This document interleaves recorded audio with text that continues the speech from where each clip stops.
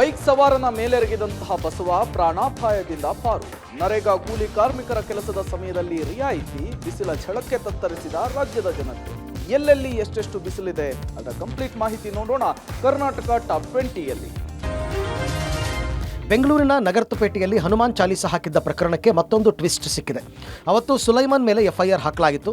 ಇದೀಗ ಹಲ್ಲೆಗೆ ಒಳಗಾದ ಮುಖೇಶ್ ಮೇಲೆ ಕೋರ್ಟ್ ನಿರ್ದೇಶನದ ಮೇರೆಗೆ ಹಲಸೂರು ಗೇಟ್ ಪೊಲೀಸ್ ಠಾಣೆಯಲ್ಲಿ ಸುಲೈಮಾನ್ ತಾಯಿ ಎಫ್ಐಆರ್ ದಾಖಲಿಸಿದ್ದಾರೆ.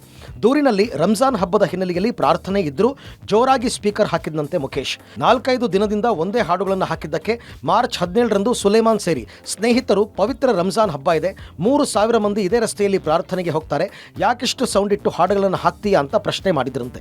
ಇದರ ಬೆನ್ನಲ್ಲೇ ಮುಖೇಶ್ ತನ್ನ ಮಗನ ಮೇಲೆ ಹಲ್ಲೆ ನಡೆಸಿದ್ದಲ್ಲದೆ ಅವಾಚ್ಯ ಶಬ್ದಗಳಿಂದ ನಿಂದಿಸಿದ್ದಾರೆ ಅಂತ ದೂರಿನಲ್ಲಿ ತಿಳಿಸಿದ್ದಾರೆ.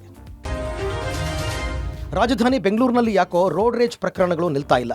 ಬನ್ನೇರುಘಟ್ಟದ ರಸ್ತೆಯಲ್ಲಿ ಇಂದು ಬೆಳಗಿನ ಜಾವ ಮತ್ತೊಂದು ಪ್ರಕರಣ ದಾಖಲಾಗಿದೆ. ಬೆಳಗಿನ ಜಾವ ಗಾಡಿ ಕುಡಿದ ಮತ್ತಿನಲ್ಲಿ ಡಿಯೋದಲ್ಲಿ ಫಾಲೋ ಮಾಡಿಕೊಂಡು ಬಂದಿದ್ದು ಯುವಕರಿಬ್ಬರು ಕ್ಯಾಬ್ ಚಾಲಕ ನವೀನ್ನನ್ನು ಅಡ್ಡಗಟ್ಟಿ ಯಾವನು ಲೈಸೆನ್ಸ್ ಕೊಟ್ಟಿದ್ದು ಅಂತ ಹೇಳಿ ಹಲ್ಲೆ ನಡೆಸಿದ್ದಾರೆ. ಘಟನೆ ಸಂಬಂಧ ಬನ್ನೇರುಘಟ್ಟ ಠಾಣೆಗೆ ದೂರು ನೀಡಿದ್ದಾರೆ. ತಡರಾತ್ರಿ ಕೆಆರ್ ಸರ್ಕಲ್ ಬಳಿ ಇರುವ ಜ್ಞಾನಜ್ಯೋತಿ ಆಡಿಟೋರಿಯಂ ಬಳಿ ಇರುವ ಅಂಡರ್ ಪಾಸ್ನಲ್ಲಿ ಲಾರಿಯೊಂದು ಸಿಕ್ಕಾಕೊಂಡಿತ್ತು. ಸಿಲುಕಿದ ಲಾರಿಯನ್ನು ಹೊರತೆಗೆಯಲು 1 ಗಂಟೆಗಳ ಕಾಲ ಚಾಲಕ ಪೇಚಾಡಿದ್ದ. ಕ್ರೇನ್ ಮೂಲಕ ಅಂಡರ್ ಪಾಸ್ ಮೂಲಕ ಲಾರಿಯನ್ನು ಹೊರತೆಗೆಯಲಾಯಿತು.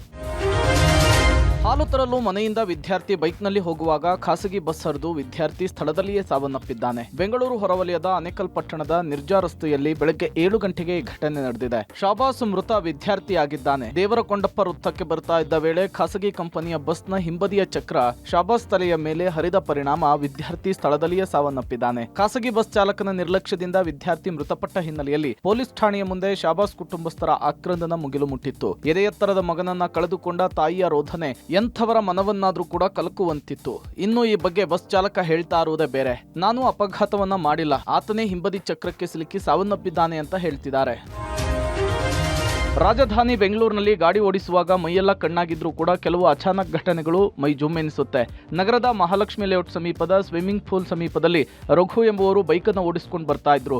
ಈ ವೇಳೆ ಎದುರಿಗೆ ಬಂದ ಬಸವ ಏಕಾಏಕಿ ಬೈಕ್ ಮೇಲೆ ಎಗರಿದ್ದಾನೆ. ಇದರಿಂದ ರಘು ಕೆಳಗೆ ಬಿದ್ದಿದ್ದು ಮೈ ಕೈಗೆ ಗಾಯವಾಗಿದೆ. ಪಕ್ಕದಲ್ಲೇ ಬಂದ ಲಾರಿ ಚಾಲಕ ಬ್ರೇಕ್ ಹಾಕಿದ ಪರಿಣಾಮ ಅದೃಷ್ಟವಶಾತ್ ರಘು ಪ್ರಾಣಾಪಾಯದಿಂದ ಪಾರಾಗಿದ್ದಾನೆ. ಕಲಬುರಗಿ ಜಿಲ್ಲೆಯಾದ್ಯಂತ ರಣ ಬಿಸಿಲು. ಹೀಗಾಗಿ ನರೇಗಾ ಯೋಜನೆಯಡಿ ಕೂಲಿ ಕಾರ್ಮಿಕರಿಗೆ ಕೆಲಸದ ಸಮಯದಲ್ಲಿ ರಿಯಾಯಿತಿ ನೀಡಲಾಗಿದೆ. ನಿಗದಿಪಡಿಸಿದ ಕೆಲಸದ ಪ್ರಮಾಣದಲ್ಲಿ 30% ರಿಯಾಯಿತಿ ನೀಡಿ ಸರ್ಕಾರ ಆದೇಶ ನೀಡಿದೆ. ಕಲಬುರಗಿ ಮತ್ತು ಬೆಳಗಾವಿ ವಿಭಾಗದ 14 ಜಿಲ್ಲೆಗಳಿಗೆ ಈ ನಿಯಮ ಅನ್ವಯವಾಗಲಿದೆ. ಏಪ್ರಿಲ್ ಮೇ ತಿಂಗಳಲ್ಲಿ 30% ರಿಯಾಯಿತಿ ಮತ್ತು ಜೂನ್ ತಿಂಗಳಲ್ಲಿ 20% ರಿಯಾಯಿತಿ ನೀಡಿದ್ದು, ನರೇಗಾ ಕಾಮಗಾರಿ ಸ್ಥಳದಲ್ಲಿ ಶುದ್ಧ ಕುಡಿಯುವ ನೀರು, ನೆರಳು, ಪ್ರಥಮ ಚಿಕಿತ್ಸೆ ಇತ್ಯಾದಿ ಸೌಲಭ್ಯ ಒದಗಿಸಲು ಸೂಚನೆ ನೀಡಿದೆ. ಜಿಲ್ಲೆಯಾದ್ಯಂತ ಸರಾಸರಿ 42 ಡಿಗ್ರಿಯಿಂದ 44 ಡಿಗ್ರಿ ತಾಪಮಾನ ದಾಖಲು ಹಿನ್ನೆಲೆಯಲ್ಲಿ ಕಾರ್ಮಿಕ ಸಂಘಟನೆಗಳು ಕೆಲಸದ ಅವಧಿಯಲ್ಲಿ ರಿಯಾಯಿತಿ ನೀಡುವಂತೆ ಮನವಿ ಮಾಡಿದರು.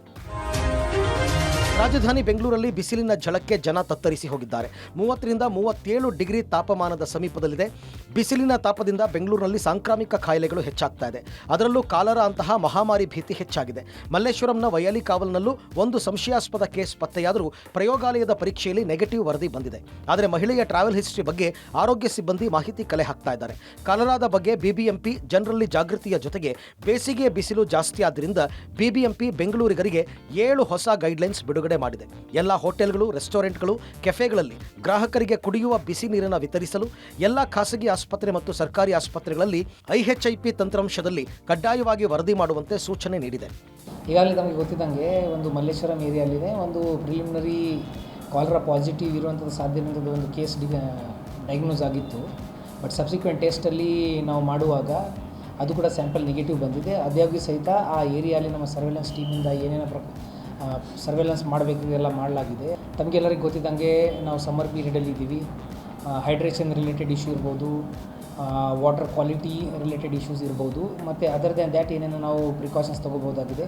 ಅದರದ್ದು ಈಗಾಗಲೇ 2ನೇ ಏಪ್ರಿಲ್ಗೆ ನಮ್ಮ CHO ಆಫೀಸಿಂದ ಒಂದು ಅಡ್ವೈಸರಿ ಇಶ್ಯೂ ಮಾಡಲಾಗಿದೆ.